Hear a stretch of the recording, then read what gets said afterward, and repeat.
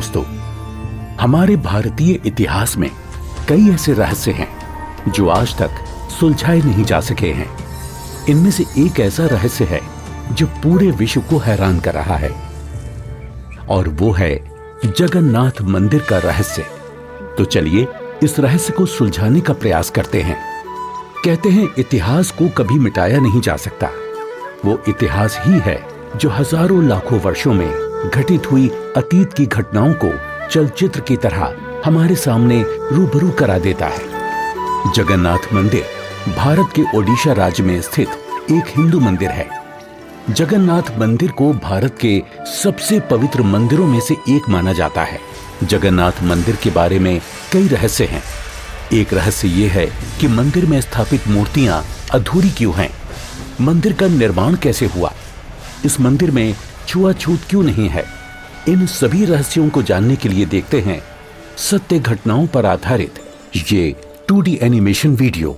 ईश्वर की लीला अपरंपार है और स्वयं पूर्ण परमेश्वर इस मंदिर के निर्माण में किस प्रकार शामिल रहे हैं, ये बात आज तक आमजन के लिए रहस्य ही रखी गई।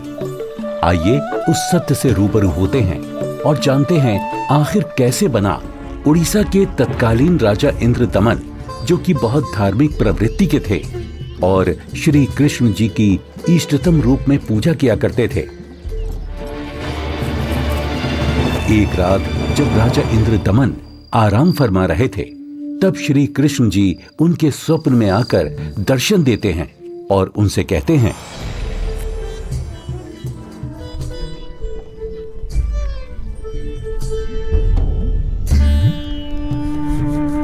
इंद्रदमन, हे प्रभु, आप? हे इंद्रदमन, मेरी मृत्यु के उपरांत जिस संदूक में मेरी अस्थियां विसर्जित की गई थी, वो काष्ठ का संदूक पानी में बहता हुआ तेरे राज्य में पुरी में समुद्र किनारे आ लगा है। मैं चाहता हूं कि तुम मेरे आदेश से उस संदूक को उसी स्थान पर रखकर उसके ऊपर मंदिर यादगार रूप में बनवा दो, जिसका नाम जगन्नाथ होगा। और उस मंदिर में एक विप्र रख देना जो श्रद्धालुओं को पवित्र गीता के अनुसार ज्ञान प्रचार करेगा। याद रहे, इस मंदिर में ना तो कोई मूर्ति होनी चाहिए और ना ही कोई पाखंड। जैसा आपका आदेश महाराज। किंतु भगवान, कृपा करके मुझे वो स्थान दिखा दीजिए जहां मंदिर का निर्माण किया जाना है। ठीक है वत्स, मैं तुम्हें वहां ले चलता हूं।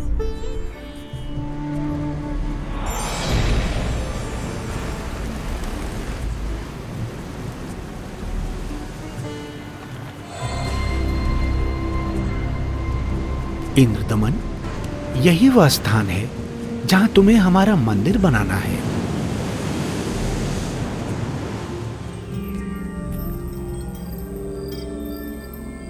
भोर होते ही राजा इंद्रदमन ये बात अपनी पत्नी को बताते हैं। फिर उसके बाद मेरी आंख खुल गई। स्वामी, इस शुभ कार्य में देरी कैसी?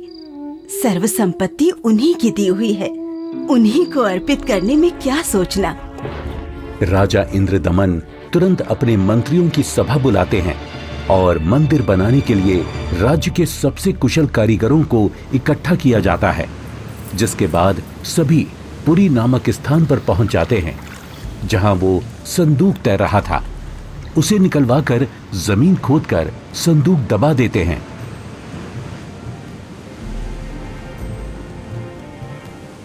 और देखते ही देखते उस संदूक के ऊपर मंदिर बनाने का काम शुरू हो जाता है।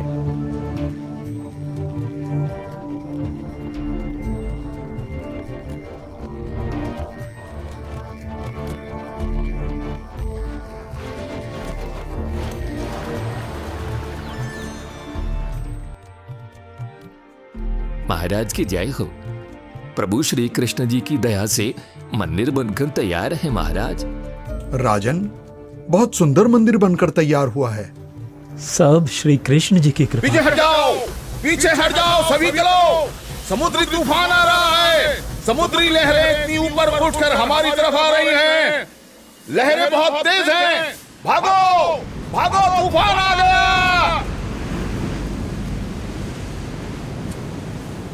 राजन, ये लहरें तो बहुत ऊंची हैं। हमें अतिशीघ्र यहाँ से निकलना होगा।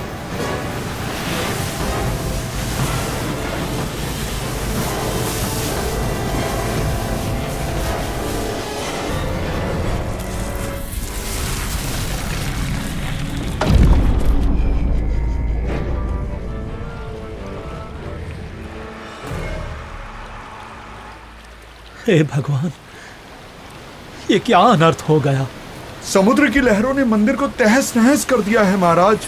जगन्नाथ मंदिर के तैयार होते ही समुद्री लहरों का आना और मंदिर को अपने आगोश में समा लेना, ये घटना सिर्फ एक बार नहीं अपितु 5 बार घटित होती है।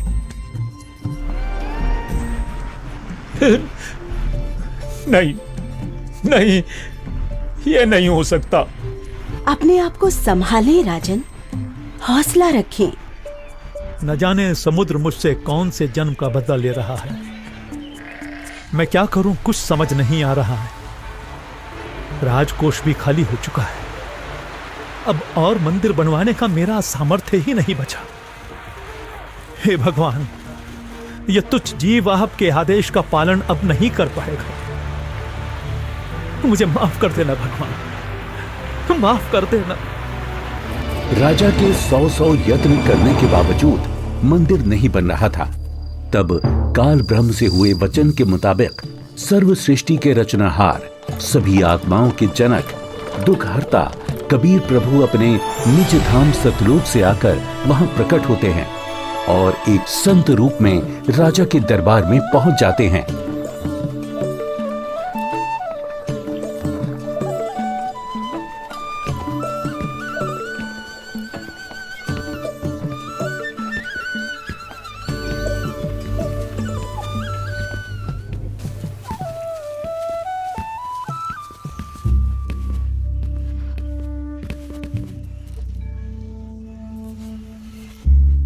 प्रणाम महाराज।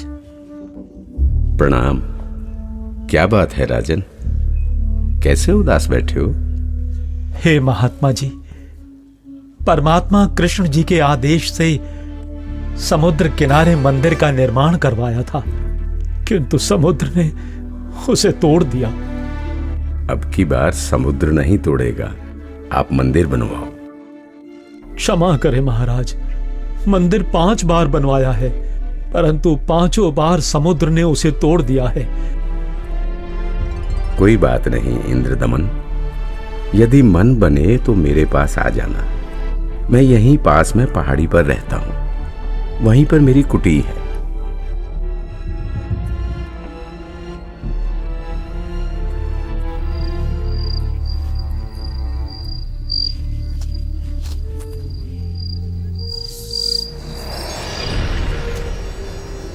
इंद्रदमन, एक बार फिर मंदिर बनवा दे। जो तेरे पास संत जी आए थे, तो उन्हीं से सहायता की याचना कर ले। वो कोई मामूली संत नहीं है इंद्रदमन। उनकी भक्ति शक्ति का कोई पार पार नहीं है।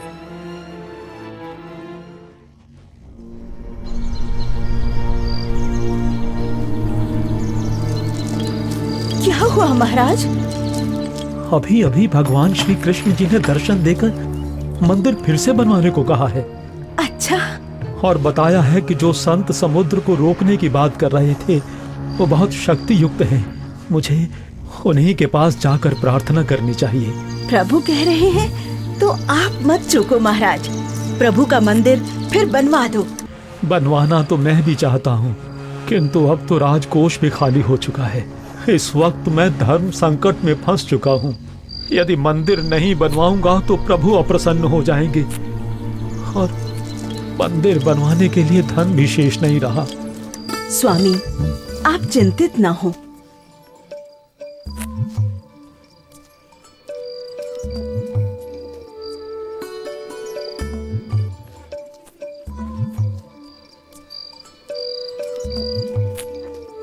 मेरे पास आभूषणों की कोई कमी नहीं है। किंतु रानी, आपके आभूषण। अभी उसकी चिंता आप ना करें राजन। आपका और मेरा दुख एक ही है, दो नहीं है। आप संकट में हैं, मैं इन आभूषणों का क्या करूंगी? आप बस भगवान के आदेश के अनुसार मंदिर निर्माण का कार्य पुनः प्रारंभ करवाएं। स्वामी, ये आभूषण भी भगवान के ही दिए हुए हैं और भगवान के आदेश का पालन करने में इनका सहयोग लेना मैं अपना सौभाग्य समझूंगी। जी।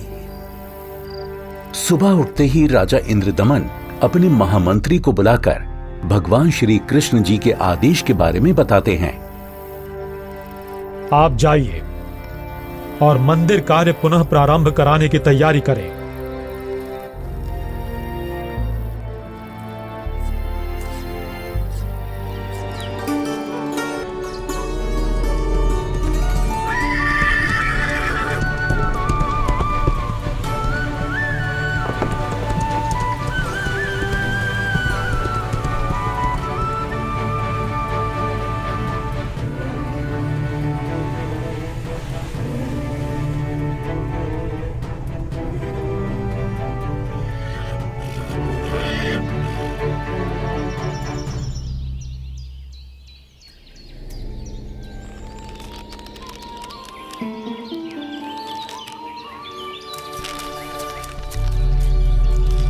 प्रणाम ऋषि जी। कहो इंद्रदमन, कैसे आना हुआ? हे महात्मा, मुझे माफ कर दो। मैंने आप पर विश्वास नहीं किया। स्वप्न में भगवान श्री कृष्ण जी ने बताया है कि आप समर्थ ऋषि हैं। मुझ दीन पर कृपा करो। राजन, जिस ओर से समुद्र हर बार आकर मंदिर को बहा ले जाता है, आप उस ओर एक छोटा सा चबूतरा बनवा दें, जिस पर बैठकर मैं परमात्मा की भक्ति करूंगा। जो आज्ञा महाराज। कुछ समय बाद मंदिर का निर्माण कार्य तकरीबन पूरा हो चुका था। एक दिन राजा स्वयं खड़े होकर निर्माण कार्य देख रहे होते हैं। तभी वहां गोरखनाथ जी आ जाते हैं। प्रणाम स्वीकार करें महात्मन। इंद्रदमन, आप भगवान का इतना सुंदर मंदिर बनवा रहे हैं, किंतु सुना है कि इस मंदिर में कोई मूर्ति नहीं लगा रहे। ऐसा क्यों? मुनिवर क्षमा करें। भगवान श्री कृष्ण ने स्वयं स्वप्न में आकर मुझे मूर्ति लगाने से मना किया है। राजन, सपना तो सपना ही होता है। आपको हमारे आदेश का पालन करना होगा। मंदिर में भगवान कृष्ण की मूर्ति की स्थापना की जाए। हे महात्मन, जैसा आपका आदेश। हाँ, और याद रहे, मूर्ति चंदन की लकड़ी से बनाई जाए। राजा ने अपने मंत्रियों को बुलाया और विचार विमर्श करने के बाद अन्य संतों से कहा कि राजन, अकेले भगवान का मन कैसे लगेगा? मंदिर में भगवान श्री कृष्ण जी के साथ साथ बलराम और सुभद्रा की मूर्ति भी स्थापित की जाए। राजा ने मूर्ति बनाने के लिए एक कुशल कारीगर ढूंढने की बात कही। मंत्रियों ने 3 कुशल कारीगरों को बुलाकर मूर्तियां बनवाना शुरू कर दिया। अब एक तरफ मंदिर तो दूसरी तरफ मूर्तियां बनाने का काम चल रहा होता है, किंतु कुछ समय बाद पता चलता है कि जिस तरह मंदिर बार बार टूट रहा था, अब इस प्रकार मूर्तियों के भी अपने आप टुकड़े टुकड़े होने लगते हैं। और ऐसा 3 बार होता है, जिसे देख राजा इंद्रदमन बहुत चिंतित हो जाते हैं, किंतु भगवान से भक्त का दुख देखा नहीं जाता। इसलिए एक दिन जब राजा अपने दरबार में बैठे होते हैं और पूरा दरबार बिल्कुल शांत होता है, सबके सब इसी चिंता में होते हैं कि करें तो क्या करें। तभी वहां पूर्ण परमात्मा कबीर देव एक वृद्ध कारीगर यानी शिल्पकार का रूप धारण करके प्रकट हो जाते हैं।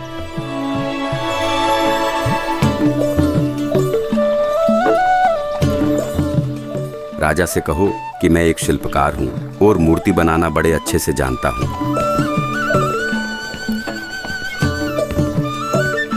महाराज की जय हो। महाराज, बाहर एक वृद्ध व्यक्ति आया है और अपने आप को मूर्तिकार बता रहा है। आपसे मिलना चाहता है महाराज। अवश्य, उनको अवश्य आने दिया जाए। जो आदेश महाराज।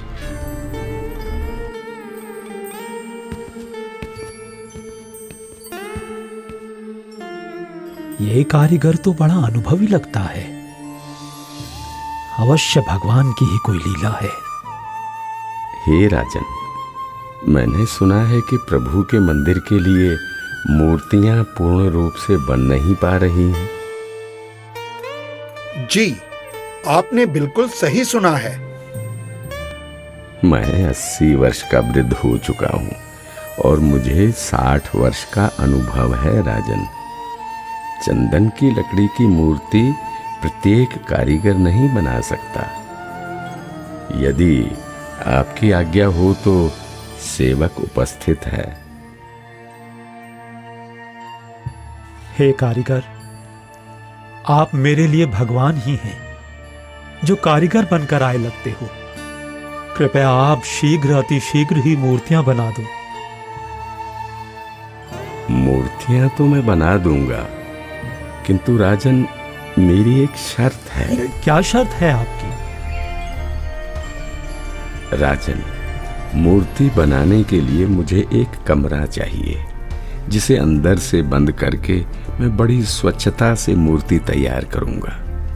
और जब मूर्तियां तैयार हो जाएंगी तो मैं स्वयं दरवाजा खोलूंगा। ठीक है। एक बात और राजन, यदि किसी ने मेरे बाहर आने से पहले दरवाजे को खोलने का प्रयास किया तो मूर्तियां फिर पूरी बन नहीं पाएंगी। वो जितनी बनी होंगी उसी हालत में आपको मिलेंगी और फिर उन्हें पूर्ण कर पाना संभव नहीं होगा राजन। जैसी आपकी इच्छा। मंत्री जी, मूर्तियां बनाने के लिए सब बंदोबस्त किया जाए।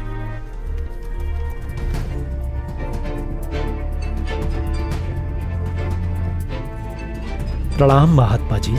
इंद्रदमन, मूर्तियां बनवाई क्या? आपकी आज्ञा का पालन पूर्ण रूप से किया गया है महात्मा जी, परंतु मेरा दुर्भाग्य है कि मूर्तियां बन नहीं पा रही हैं। बनते बनते ही सबके टुकड़े टुकड़े हो जाते हैं। मूर्तियां अवश्य बनवानी है राजन, अब बनवाओ। मैं देखता हूं कैसे टूटती है मूर्ति। हे नाथ जी, प्रयत्न किया जा रहा है। प्रभु का भेजा एक अनुभवी कारीगर बंद कमरे में मूर्तियां बना रहा है। राजा इंद्रदमन नाथ जी को सारी स्थिति से अवगत करवाते हैं और कारीगर की शर्त के बारे में भी बताते हैं, किंतु महात्मा नहीं मानते। वो मूर्तियां देखने की जिद करने लगते हैं और राजा के मना करने के बावजूद भी उस कमरे के सामने पहुंच जाते हैं जहां मूर्ति बनाने का काम चल रहा होता है।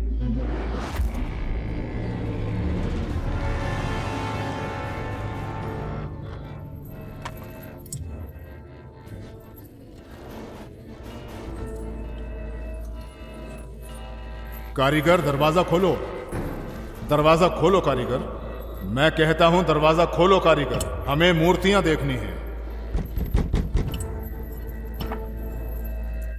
राजन, आप बता रहे हो 80 वर्षीय वृद्ध हैं और 12 दिन से खाना पीना भी नहीं किया है। अब आवाज भी बंद है, कहीं कारीगर मर न गया हो। आप दरवाजे को तोड़वा दीजिए। राजा न चाहते हुए भी नाथ जी के कहने पर दरवाजे को सैनिकों से तुड़वा देते हैं।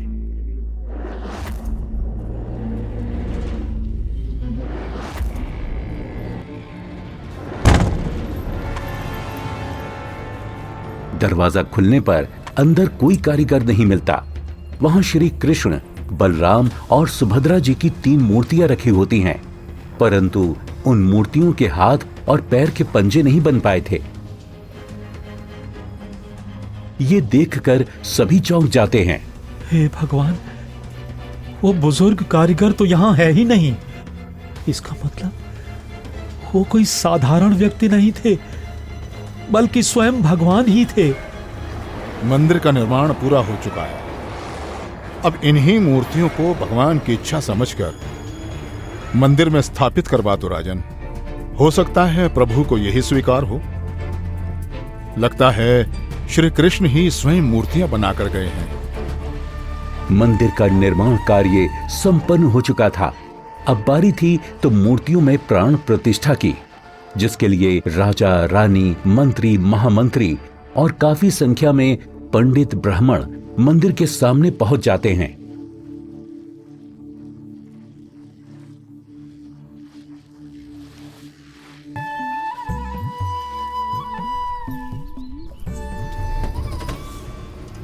रे दुर्बुद्धि शूद्र,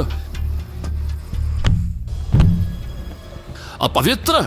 देखता नहीं मंदिर का द्वार अपवित्र कर दिया तूने। शूद्र कैसे बन गई? भगवान ये कैसे हो गया? ये कैसे हो गया भगवान? कैसे हो गया? प्रभु क्षुब्ध हो गई हैं क्योंकि मुख्य द्वार को उस शूद्र ने अशुद्ध कर दिया है, इसलिए सब मूर्तियों ने शूद्र रूप धारण कर लिया। बहुत बड़ा अनिष्ट हो गया राजन। कुछ समय उपरांत देखते ही देखते मूर्तियां अपने वास्तविक रूप में आ जाती हैं, जिसके बाद पंडित कई बार गंगा जल छिड़ककर मूर्तियों को शुद्ध करने का उपक्रम करते हैं। मूर्ति स्थापना के कुछ दिन बाद अचानक समुद्री तूफान आ जाता है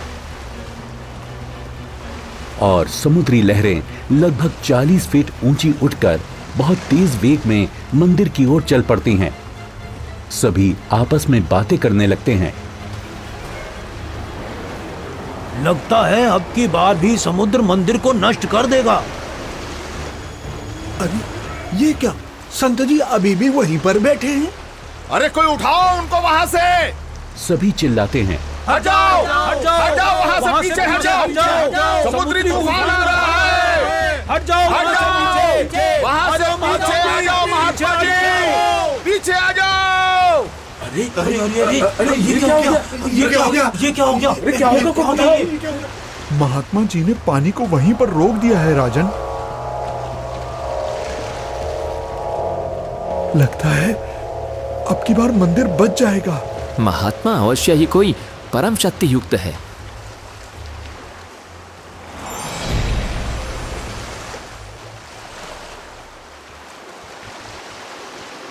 हे भगवान, मुझे रास्ता देने की कृपा करें। मैं मंदिर तोड़ने जाऊंगा। वत्स, ये मंदिर नहीं है।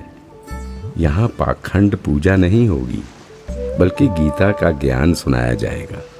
ये तो आश्रम है। आप जैसे बलवान को शोभा नहीं देता कि इसको विध्वंस करें।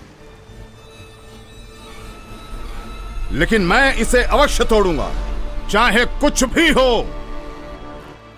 अगर ऐसा है तो जाइए समुद्रदेव, तोड़िए।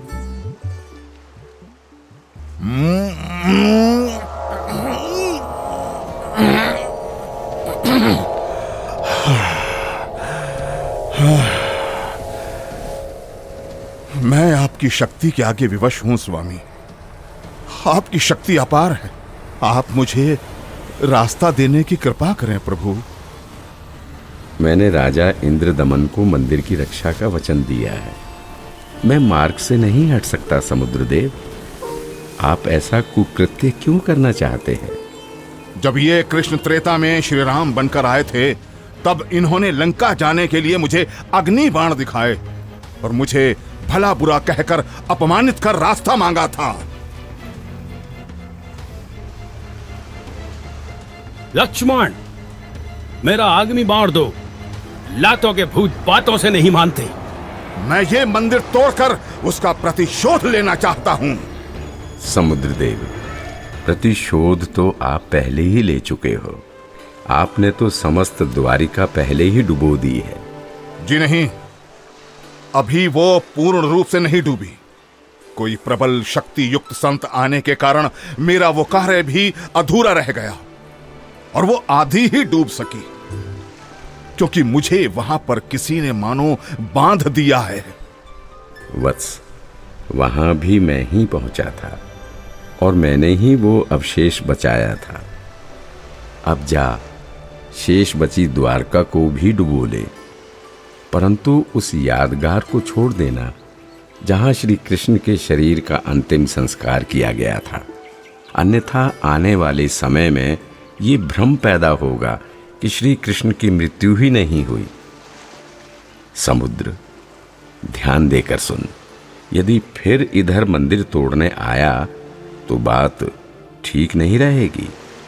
कबीर परमेश्वर के आदेश से समुद्र लगभग 1.5 किलोमीटर पीछे हट जाता है, जिसे देखकर वहां खड़े राजा, मंत्री, सैनिक और जनता सभी खुशी मनाने लगते हैं और जय जयकार करने लगते हैं संत रूप में आए कबीर परमेश्वर की।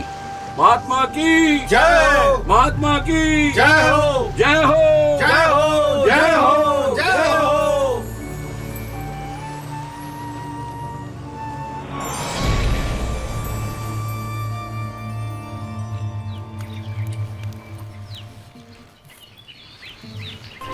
पंडित जी, सब कुछ करके देख लिया, आपका कुष्ठ रोग तो बढ़ता ही जा रहा है।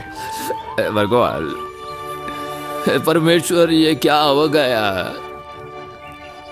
हे प्रभु, कष्ट हरो महाराज, क्षमा करो महाराज। पता नहीं मुझे किस पाप का प्रायश्चित करना पड़ रहा है। गलती क्षमा करो प्रभु, गलती क्षमा करो।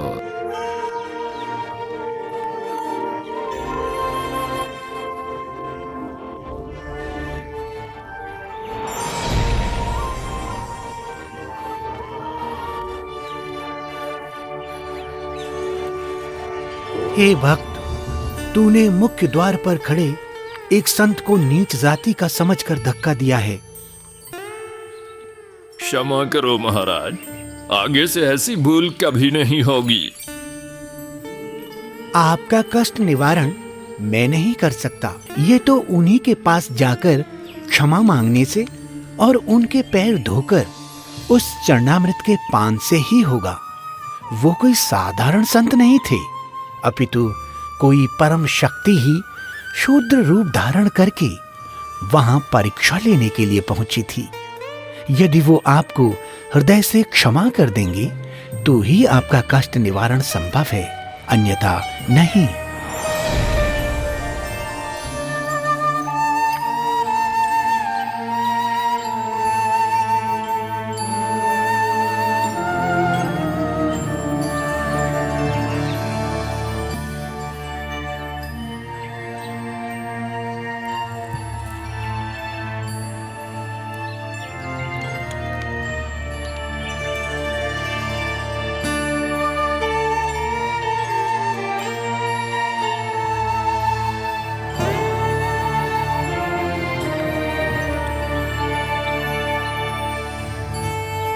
सुना है कि पंडित जी ने प्राण प्रतिष्ठा वाले दिन जिसको धक्के मारकर मंदिर से बाहर गिराया था, भगवान श्री कृष्ण ने दर्शन देकर उन्हीं से माफी मांगने को कहा है।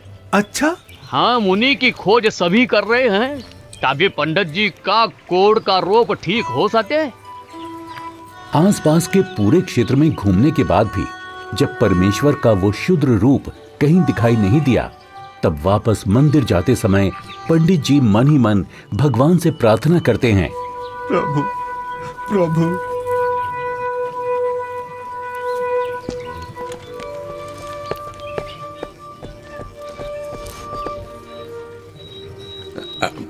अरे अरे रुकिए पंडित जी, मैं शूद्र हूं, मेरे नजदीक मत आइए, आप भी अशुद्ध हो जाएंगे।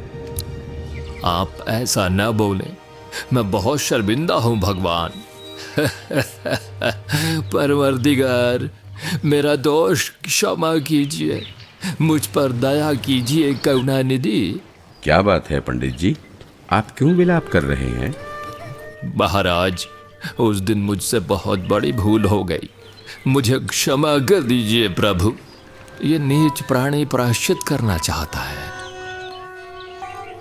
अपने चरणों का जल देने की कृपा करें जिससे मेरा कोढ़ ठीक हो सके प्रभु।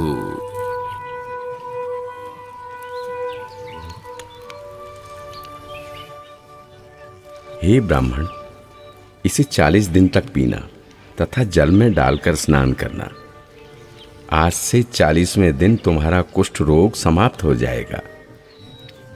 अब से भविष्य में इस जगन्नाथ मंदिर में किसी ने भी छुआछूत की तो उसकी भी यही दशा होगी, दंड का भागी होगा। जी महाराज, जी महाराज, जी महाराज, इस मंदिर में हम कभी छुआछूत नहीं करेंगे, नहीं करेंगे। आशीर्वाद है बच्चों।